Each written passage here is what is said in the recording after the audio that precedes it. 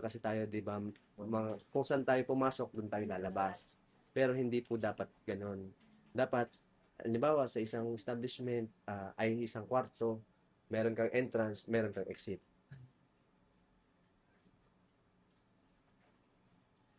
So, meron kang exit. Gano'n yung ano po natin. Papay po.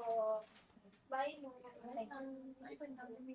So, ayun sir, super dami niyang nasagot doon sa tanong namin.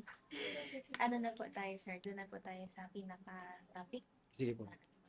So, dito sir, paano ba ito? I-relate po natin yung nagawa niyo sir. Ayun lang. Ano sir, okay, if okay lang magpo-focus po tayo doon sa experience niyo kung saan naging nozzle man po. Since ngayon po Okay. kasi sir, di ba sa ano kayo, office, Opo. doon niya lang. So, ano po yung meaning ng field rescue po sir? Yung field rescue po sa amin, ito po yung hindi kami nakapagligtas ng buhay. Yun po yung kahit sabihin na natin para sa amin successful operation kasi na ano po natin, Patay. napatay yung usok. Pero dahil yung rinespondehan mo may namatay, yun po yung para sa akin field rescue. So, okay lang po ba na mag-recall tayo, Yes makapagkwento po, kayo no po ng problem. ah, isang insidente na related po sa sunog kung saan tatawag ng failed Field rescue. rescue.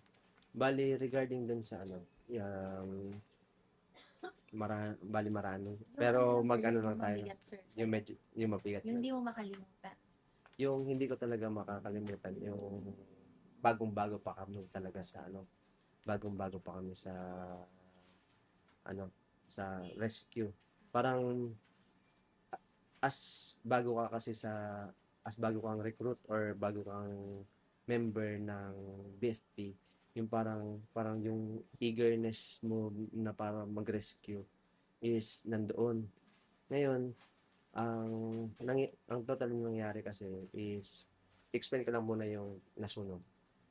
Yung pinaka nasunog doon is one story residential. Ngayon, sa residential na po yun, is ang materials niya is ano lang po, mix siya. Mix siya ng wood, mix siya ng concrete. Ngayon, regarding dun sa ano po, it, yung sinabi ko nga po regarding dun sa ano natin, operation natin, naging successful naman yung pag-ano namin, Patay sa pag-apulan ng apoy. Ngayon, yun yung pinaka-worst na nangyari kasi talaga na naka first time kong makapag-ano na, sunog na ano na talaga tao. nakita niyo sir. Nakita at na-rescuehan talaga na ano po, ang itsura niya hindi ko mapaniwala, manikin siya na para naging manikin. Tapos yung kulay ah, yellow orange parang ganun. Nag-golden orange kasi sunog na 'di ba pag Parang na-fry. na-fry na, wala na yung part na ano, yung parang yung itong upper na lang po yung natira tsaka yung sa lower na nakaupo siya ganito. Yung parang ang ano kasi nun, may disability kasi siya, bedridden. Ngayon, regarding dun sa ano po kasi talagang totally 'pag mga bedridden para sa akin hindi siya talaga inaano, Hindi um, sasama. hindi siya wala dapat ay lagi po dapat siya May may kasama. kasama. Dahil siyempre hindi natin maiwasan yung ano, yun po yung naging ano natin, yung parang talagang totally kung sakaling habang inaapulan yung apoy, talagang narinig pa namin siya na umiiyak. Na kasi sobrang ano po siya eh. Kung babalitaan niyo din sa Gordon Heights, ganun din po yung ano, one story lang, napakaliit. Na, nare, ang kahit ma-explain lang sa iyo na yung parang may sinasabi na tulong, tulong, tulungan niyo ako. Pero yun yung habang ano ka, eager ka na talagang, halimbawa, nag-aapon ka ng apoy, tapos yung wala kang magawa para sa kanya. Kasi totally late na late na para ano. Kasi ang talagang inaano po natin is totally sa amin as a BFP, ang pinaka ano kasi namin talaga, mas better na directly tumawag sa amin. Then, pag may emergency, wag talagang video muna bago ano. Yun kasi yung sample na mangyayari na gusto mong makatulong kaya nagvi-video ka para aware yung mga tao para sa ano. Pero yung pinaka fact na ano po doon na instead na tumawag ka na ng tulong kasi ang ano po yan, yung fire po kasi every 30 seconds nagdo-double. Sabihin nyo, ito po yung ano, ito po yung affected area. Magbilang ka ng 30 seconds, ito na po lahat. Another 30 seconds, ano, lalo na kung, paano kung light materials pa. Yung tulad na sinabi ko sa inyo kanina na mixed construction siya. Na, pero mas marami yung ano, light materials. Talagang tupok na tupok siya. Yung parang, ano po, yung parang hindi mo ma-imagine paano, bakit hindi nakalabas ito yung pinto. Ito yung pinto, nasa kitchen yun. Ito yung pinto, tapos ito yung ano, ang nandito yung kwarto niya, yung kama. Tapos may labab, kitchen na mix ano, kasi maliit lang na ano, lababo, nandyan na. Pero may pinto. Yun kasi ma'am talaga, totally nakakadena. May kadena siya.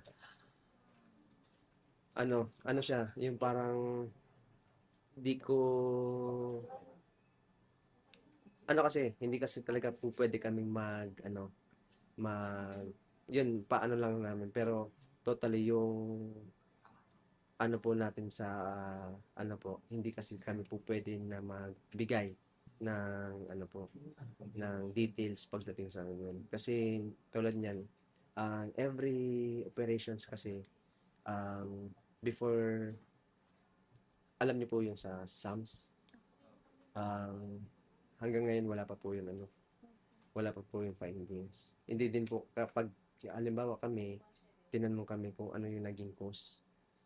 Hindi kami po pwedeng magsabi na ganito ganyan kasi paano kung yung napagsabihan mo kinalat tapos hindi naman pala yun yung pinaka cause. Tapos nabalita ka pa na ano hindi talaga ano yung parang talagang kailangan keep it private po. Then yun nga, yung pasok na natin yung sa ano pa, may times din po ako na recently lang na ano, sa Tabakuhan, ma'am. African siya. Ang ano po siya, paupahan din. Bedridden din. Then, na ano namin, instead na maano po namin yung ano, nandun na kami sa scene. Before kasi, pag halimbawa nandun ka na sa scene, then magpa-firefighting ka, ang i-consider mo kasi, una, kung may tao sa loob. Tapos pag nalaman mong may tao sa loob, syempre, hindi mo naman agad-agad yun na pupuntahan. Yung parang kailangan mo apulahin mo na yung dadaanan mo, yung ano po, yung Yung nakikita sa labas na. opo, kasi sobrang usok yan eh. Tapos, dahil may witness naman na mga kapitbahay, may tao pa sa loob, may tao pa sa loob. Yun yung kailangan mong i-ano. Then, yun po yung sunod sa worst na ano po, na binubuhat na namin para i-rescue, para ano po, para ma-CPR man lang. Kaso, yung balat niya po dun sa ano, yung balat niya, dahil tostado na din naman na ano, pero buo pa yung katawan, yung skin niya, yung parang, yung outer skin niya, wala na. Yung parang pag hinawakan mo, sumasabay na. Oo. Tapos, yun po, yung experience na yun, ang pag na-experience mo yung ganun, parang pag kada kakain ka, maaalala mo. Pero, ang pinaka-ayaw namin doon, yung ano, maaalala mo yung mukha. Kasi, tulad niyan talagang maaawa ka, tsaka hindi ka rin makakatulog ng ano, hindi ka makakatulog nung sa ano. Kasama ko si Sir nung nagbuhat kami. Opo, nagbuhat kami ng ganun sa ano po yun, sa Santa Rita nangyari. Ilang meals? Itong last month lang din. Mm. Tapos, yun nga po, yung regarding dun sa, ano natin, regarding sa rescue operations na gano'n, medyo ano din po sa amin yun. Medyo iba yung magiging feeling mo doon na dahil, ang ano, dahil bakit ganito nangyari, yung parang meron naman ano, talagang maraming i-consider. Hindi ka kasi po pwede as, halimbawa, as ano ka, as bystander ka, hindi ka kasi po pwede na mag-comment agad-agad sa nangyayari. Tulad niyan, napapangunahan dahil sa media, napapangunahan din kami sa ano, pagdating sa rescue operations. Sinasabi dun sa may mga dahil parang yung parang feeling namin magkaroon ka lang ng ano, may ma-post ka lang. Pero syempre yung reflection kasi sa amin yun iba. Parang Oo, bash post na oo, opo, dahil na-respondehan. Pagkatawag na pagkatawag, agad-agad na pinuntahan naman namin. 5 to 7 minutes, nandun na po kami sa ano, sa scene, actual scene. Tapos ang mare-report sa inyo ay ang matatanggap namin sa issues, ano, sabi niya, ang tagal ng meron, ang tagal ng ganyan. Ang tanong, ang pinakatanong doon, tinawag mo ba? Tinawag nyo ba? Nakita nyo na yung actual scenario natin, actual scene natin na gano'n na po yung ano, tinawag nyo po ba? Yun nga yung ang ano din po namin sa mga vlog, may mga vloggers pa na nag-post nun ma'am na ano, yung tagaga po din na ano po, parang masakit din para sa amin na ba't gano'n? Ang inanuhan mo naman, rinespondan mo naman on time. Kung kailan tinawag dun ka umalis, on time naman lahat ng pangyayari. Kami, actually kami, nasa ano kami noon, nasa yung sa Mabayuhan lang nitong ano, kung nakikita nyo sa Batangas po, yung recent na talagang sunog. Sa Mabayuhan lang yun. Pero ano po, iba na yung reflection sa amin kasi sabi namin, ang tagal daw ng ano, dahil light materials, madali talaga siyang ano, masunog. Yun nga po sinabi ko sa inyo, every 30 seconds, nag-double yung fire. Lalo na kung combustible materials pa po yung mga house nyo.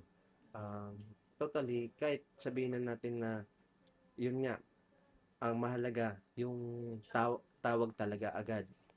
Yun nga, ini-encourage din po nga namin na kung may contact number kayo ng fire station, yung fire station yung tawagan instead of 911.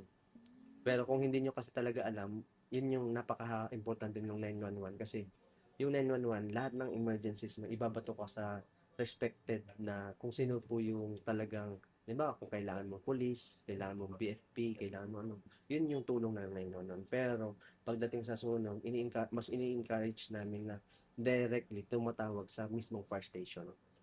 Kaya yun yung ano namin na nag-iikot-ikot kami, tapos may offline paalala kami na yung kasama yung contact numbers namin. Yun, Nagkakalat kayo, sir. na opo, nagbibigay kami ng Ano mga po first. bang number niya, sir? Ina-note ko lang po dito kasi hindi. Yung for emergency, yung sa ano po namin is 223-1415.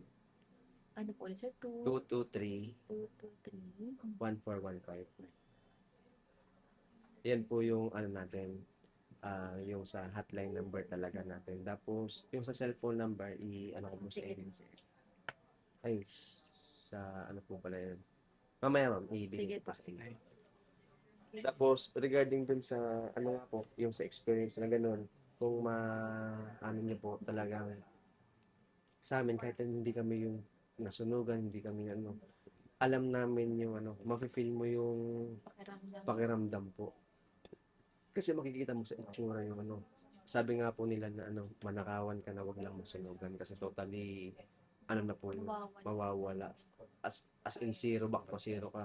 Lalo na kung ano, tulad niyan, graduating kayo, tapos nasunugan kayo. Yung mga papers, documentary requirements na kailangan nyo. Ang hirap. Ang hirap i-request po. Okay. Yun po. So, doon, sir, focus po tayo sa kung ano yung na-feel niyo yung sa sarili niyo, sir. So, after po nung insidente, pwede niyo pong i-group na lang yung naramdaman niyo Ah. po. Ano, after po nung incidente na yun, ano po yung first thoughts and feelings niyo? Yung ano ko po talaga, yung parang